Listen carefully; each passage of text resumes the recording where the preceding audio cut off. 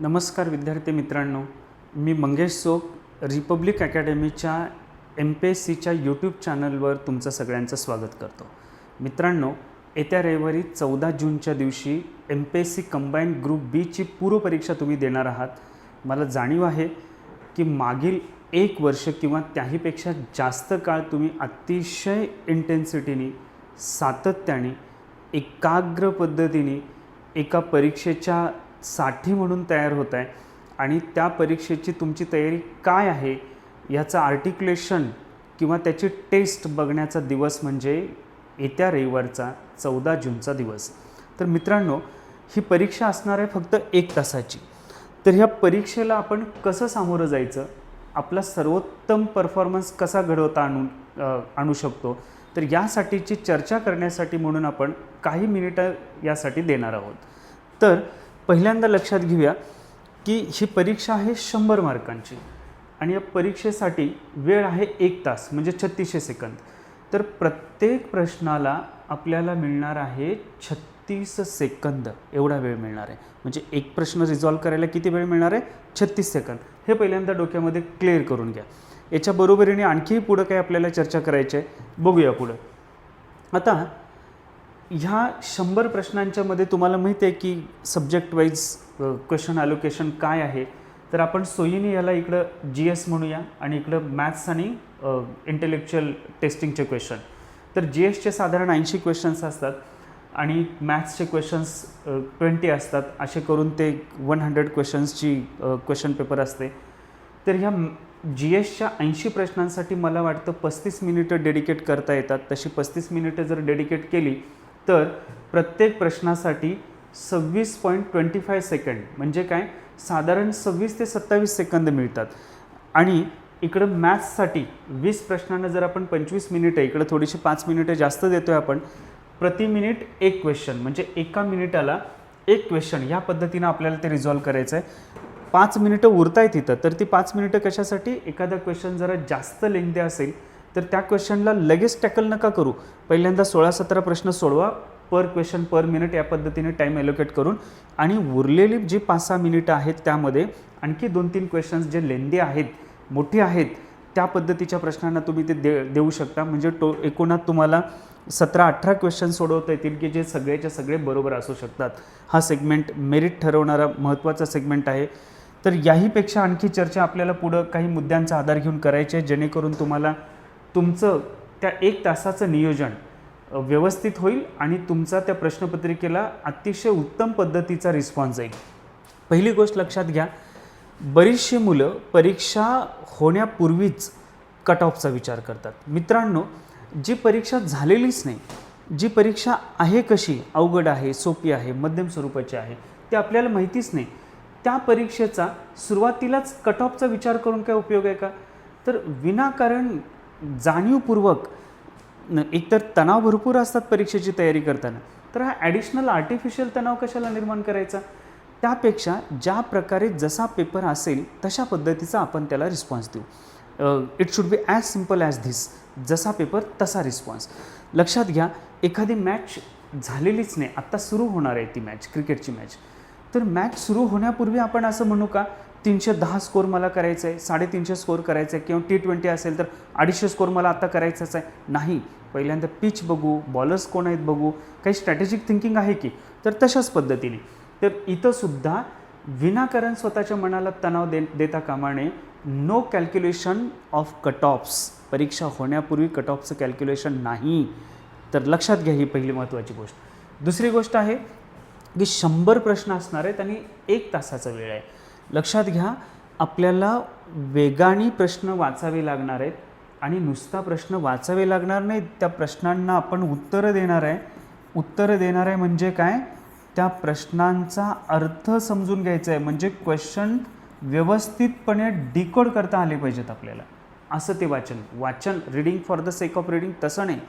Reading, deliberate reading आणि decode करता येण्यासारखं रीडिंग असं असलं पाहिजे. तर लक्षात घ्या की 100च्या 100 क्वेश्चन्स तुमच्याकडून ॲटलिस्ट वाचून तरी झाले पाहिजेत. त्यातल्या काही प्रश्नांना तुम्ही रिस्पॉन्ड करणार नाही आहे माहिती आहे मला, पण तुम्ही रिझॉल्यूट राहा की 100 प्रश्न वाचायचे. That's it. यस, त्यातल्या 80-85 काही वेळेला 90 प्रश्नांना रिस्पॉन्ड करायचं आहे, पण 100 प्रश्न वाचायचे तरी आहेत. तर सगळा पेपर वाचून झाला पाहिजे, हे एक टार्गेट असलं पाहिजे. पुढची महत्त्वाची गोष्ट आहे वेळेच्या नियोजनाची, की ज्याचं ह्या चर्चेच्या सुरुवातीलाच मी एक फ्लॅश दिलेला आहे. 2 सेगमेंटमध्ये आपण ते 80 प्रश्न डिवाईड केलेले आहेत, GS आणि मॅथ्स. GSला प्रत्येक प्रश्नाला 26 ते 27 सेकंद मिळणार आहेत. मॅथ्सला प्रत्येक प्रश्नाला आपण 1 मिनिट डेडिकेट केलेलं आहे. लक्षात घ्या, GSमध्ये एकूण वेळ आपण दिलेला आहे 35 मिनिटांचा आणि इकडं एकूण वेळ दिलेला आहे 25 मिनिटांचा. आता प्रश्नपत्रिका सोडवताना काही जणांना वाटतं की आपण पहिल्यांदा GS घेऊया, काही तुरळक फ्यू ओनली त्यांना वाटतं की आपण मॅथ्स घेऊया. जे मॅथ्समध्ये अतिशय उत्तम आहेत, ज्यांना वाटतं की आपण 25 मिनिटांच्यामध्ये 20च्या 20 प्रश्न सोडवू शकतो, तर ते पहिल्यांदा मॅथ्स घेऊ शकतात बरं का. पण अशी विद्यार्थ्यांची संख्या अतिशय कमी आहे. मेजॉरिटी ऑफ स्टुडंट्स ते काय करतात, पहिल्यांदा GS घेतात. आता मेजॉरिटी ऑफ स्टुडंट्स GS घेतात, तर त्या परिप्रेक्षातून त्या पर्स्पेक्टिव्हने आपण बघूया. लक्षात घ्या, आपण 35 मिनटं ॲलोकेट केलेले आहेत GSच्या 80 प्रश्नांसाठी. त्या 35 मिनिटांमध्येच GSच्या 80 प्रश्न सोडवले पाहिजेत. 36 किंवा 37वा मिनिट जर तुम्ही दिलात GSच्या प्रश्नासाठी किंवा आणखी एक्सिड करून 40-41 मिनिट जर दिलात, तर लक्षात घ्या तुम्ही मॅथ्समधला वेळ इकडं डेडिकेट करताय आणि मॅथ्समधला वेळ आता बर्डन होणार आहे. तो तेवढा 20 मिनिटांचा काळ जो आहे तो त्याच्यावरचं प्रेशर वाढवताय तुम्ही. आणि अदरवाईज मॅथ्समध्ये तुम्ही जर 18-19 स्कोअर करू शकत असाल, तर हे बर्डन वाढल्यामुळं तुमचा स्कोअर 10, 12, 13, 14 इतकाच राहू शकतो आणि त्याचा एकूणच मग तुमचा निकाल येणार आहे की नाही, तुम्ही मेनसाठी आत आहात की बाहेर आहात, यावर निर्णायक पद्धतीने परिणाम करणारी ही गोष्ट ठरू शकते. तर इथं 35 मिनिटं आहेत ना, 35 मिनिटच काटेकोरपणे द्या. इकडं 25 मिनिटं आहेत ना, तर इकडं 25 म्हणजे एकूणातल्या 60 मिनिटाचा वेळ 60व्या मिनिटाला तुम्ही शेवटच्या प्रश्नाकडे गेला पाहिजेत. अशा पद्धतीचंच नियोजन असायला पाहिजे. असं नियोजन ह्या पद्धतीचं असलं पाहिजे आणि ते पेपर सुरू होण्यापूर्वी काटेकोर पद्धतीने आपल्या मनात क्रिस्टल पद्धतीने क्लॅरिटी त्याची असली पाहिजे. पुढं जाऊयात. एलिमिनेशन टेक्निक, इंटेलेक्च्युअल गेसिंग. ह्यापूर्वी असं वाटायचं की MPSC कंबाईंड परीक्षा ही 1 लाईनर क्वेश्चन्स असतात, पण मागच्या वर्षीची प्रश्नपत्रिका त्याला अपवाद होती. 22-25 क्वेश्चन्स किंवा काही वेळेला त्याहीपेक्षा जास्त असू शकतात. तर ते प्रश्न असे होते की जे मल्टी स्टेटमेंट क्वेश्चन्स होते, जोड्याजुळवाचे बरेचसे प्रश्न होते. तर हे प्रश्न वेळखाऊ असतात, त्याच्यावर थोडासा वेळ देण्याची गरज असते, विचार करण्याची गरज असते. काही प्रश्न सातत्याने त्यांना परत रिव्हिजिट करावं लागतं, अशा प्रकारचे असतात. मग या प्रश्नांना पण टॅकल करण्याचं हे महत्त्वाचं टेक्निक आहे, एलिमिनेशन टेक्निक किंवा इंटेलेक्च्युअल गेसिंग असं म्हणा. एखाद्या प्रश्नामध्ये जर 1, 2, 3 असे मल्टी स्टेटमेंट असतील किंवा 4 पण चौथंही असू शकतं, तर आपण काय करू शकतो, पहिलं स्टेटमेंट वाचल्यानंतर ते स्टेटमेंट जर करेक्ट आहे असं लक्षात आलं ना, तर ते करेक्ट असं लक्षात घ्या. ह्या 2 किंवा 3 मधलं एका स्टेटमेंट इनकरेक्ट आहे असं लक्षात आलं ना, तर त्याला समोर इनकरेक्ट असं आपण क्रॉसमार्क लिहूया तिथं. मग हे क्रॉसमार्क असलेलं इनकरेक्ट असलेलं स्टेटमेंट पर्यायामध्ये बघायचं, त्या पद्धतीचं पर्याय शोधायचं. म्हणजे काय की आपला वेळ वाचेल. म्हणजे हे 3 प्रश्न बरोबर आहेत आणि हा 3 स्टेटमेंट बरोबर आहेत आणि हे 4थं स्टेटमेंट की जे मध्ये आहे हे 2 नंबरचं स्टेटमेंट हे चुकीचं आहे. तर चुकीचं स्टेटमेंट कोणत्या पर्यायामध्ये नाही असं शोधून आपण इंटेलेक्च्युअल गेसिंग योग्य पर्यायापर्यंत जाऊ शकतो इंटेलेक्च्युअल गेसिंग करून. तर तशा पद्धतीनं.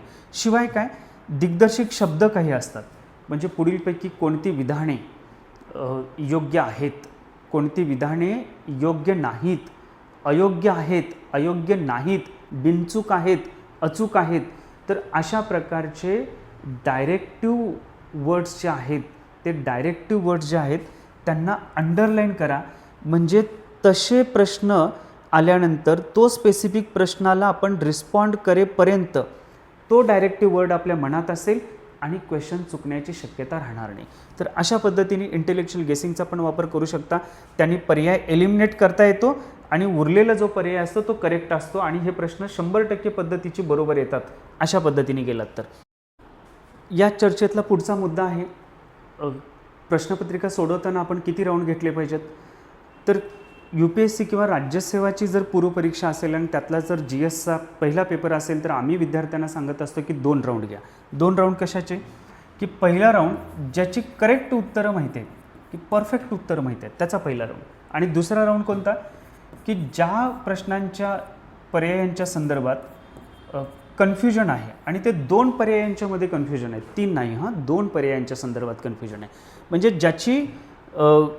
ज्याला आपण 50-50% पद्धतीने रिस्पॉन्ड करू शकतो. म्हणजे ज्या प्रश्नाचं उत्तर दिल्यानंतर बरोबर येण्याची शक्यता 50% आहे, कारण 2 पैकी 1 पर्याय करेक्ट वाटतो.